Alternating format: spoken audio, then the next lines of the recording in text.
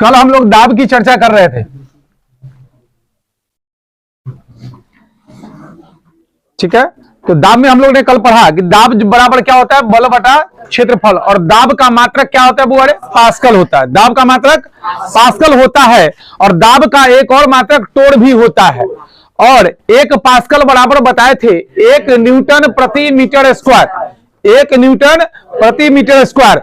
अब कहे थे कि दाब एवं बल के बीच समानुपाती का संबंध होता है, जबकि दाब एवं क्षेत्रफल के बीच में व्युत्क्रमानुपाती का संबंध होता है। क्योंकि जब क्षेत्रफल बढ़ेगा तो दाब कम लगेगा, और जब दाब बढ़ेगा तो क्षेत्रफल कम होगा। यानी क्षेत्रफल जब कम होगा तो क्या होगा, दाब ज्यादा होगा। इसीलिए कहता है कि दलदल में फंसे व्यक्ति को लेट जाने की सलाह दी जाती है, जिससे क्या होगा, उसका क्षेत्रफल बढ़ेगा तो दाब कम लगेगा, वो आदमी धीरे धीरे नीचे जाएगा। अगर वह खड़ा रहेगा तो क्या होगा, जल्दी से नीचे चला जाएगा। ठीक है, या देखते होंगे कि चाकू पर सान धरा करके उसके जो काटने वाले हिस्से उसको पतला किया जाता है। क्यों, उसके क्षेत्रफल को कम किया जाता है। क्षेत्रफल यदि कम हो जाएगा तो क्या होगा, वो आसानी से कटेगा, दाब उसका ज्यादा होगा और वह क्या होगा, आसानी से कटेगा। या कील के एक सिरे पे देखते हैं, कील का एक सिरा क्या होता है, नुकीला होता है। क्यों, क्योंकि उस पे जब क्षेत्रफल कम होगा तो दाब जब देंगे तो वो आसानी से क्या होगा, दीवार के अंदर चला जाएगा। ठीक है, तो अब आगे हम लोग लिखते हैं, लिखिएगा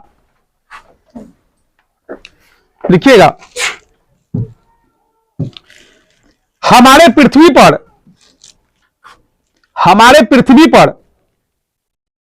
वायुमंडल के विभिन्न परतों के द्वारा, हमारे पृथ्वी पर वायुमंडल के विभिन्न परतों के द्वारा जो बल लगाया जाता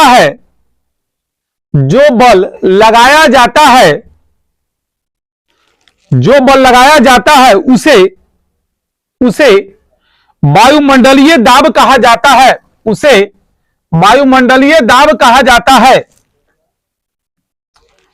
वायुमंडलीय दाब कहा जाता है। अगला पॉइंट, इसका मात्रक मिली बार होता है। इसका मात्रक मिली बार होता है। लिखेंगे 1 मिली बार बराबर बउआ 1/10 के पावर 3 बार, या 10 के पावर -3 बार, और 1 वार बराबर 10 के पावर 3 मिली बार। नोट कीजिएगा, 1 मिली बार बराबर 10 के पावर -3 और 1 बार बराबर 10 के पावर 3 मिली बार। अगला पॉइंट,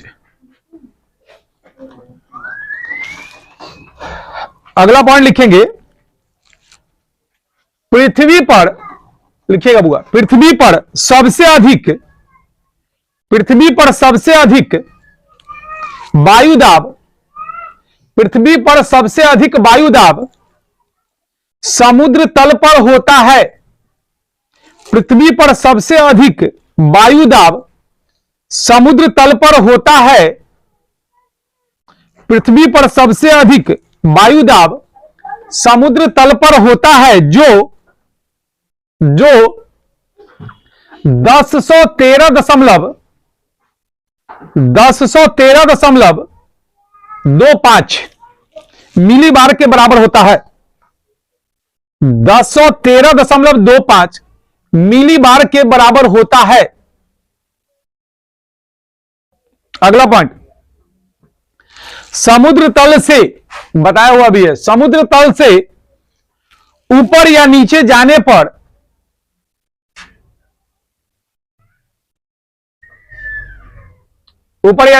गुरुत्वीय त्वरण का मान कम होता है ना। तो जब गुरुत्वीय त्वरण की मान कम होगा तो वायु दाब भी क्या होगा, कम होगा। समुद्र तल से ऊपर या नीचे जाने पर वायु दाब में कमी होती जाती है। वायु दाब में कमी होती जाती है। यही कारण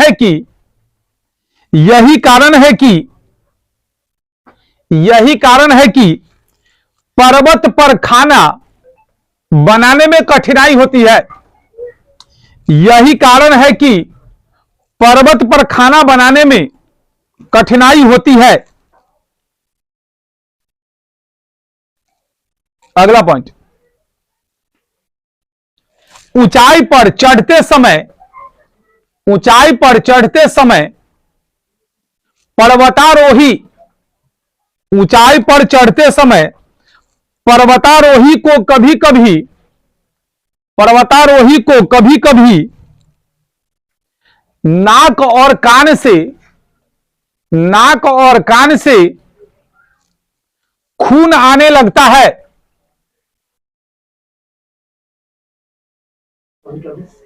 नाक और कान से खून आने लगता है। अगला,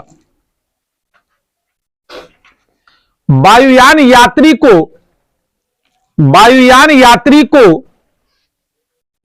फाउंटेन पेन से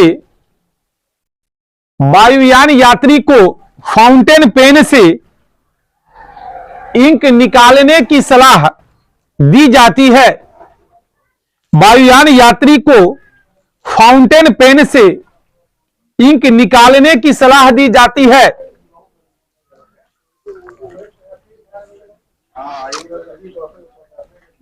चलिए अब बताइएगा बुआ, वायु दाब को क्या चीज से मापा जाता है? मिलीबार। तो उसका मात्रा का मापा किससे जाता है? बैरोमीटर से। लिखिएगा, इसमें भी कारण होता है। अचानक गिरने पर क्या होगा, धीरे धीरे गिरने पर क्या होगा, वो सब लिखा था। लिखिएगा, वायु दाब को बैरोमीटर से मापा जाता है।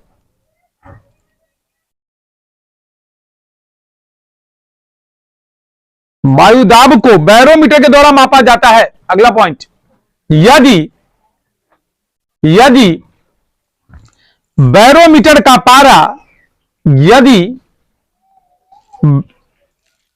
बोरोमीटर ऐसे होता है। चलिए, यदि बैरोमीटर का पारा अचानक नीचे गिर जाता है, यदि बैरोमीटर का पारा अचानक नीचे गिर जाता है तो आंधी, तूफान, चक्रवात आने की संभावना रहती है। आंधी, तूफान, चक्रवात आने की संभावना रहती है। अगला, अगला पॉइंट, यदि पारा धीरे धीरे नीचे आने पर, नीचे आए तो वर्षा होने की संभावना। यदि पारा धीरे धीरे नीचे आए तो वर्षा होने की संभावना। और यदि धीरे धीरे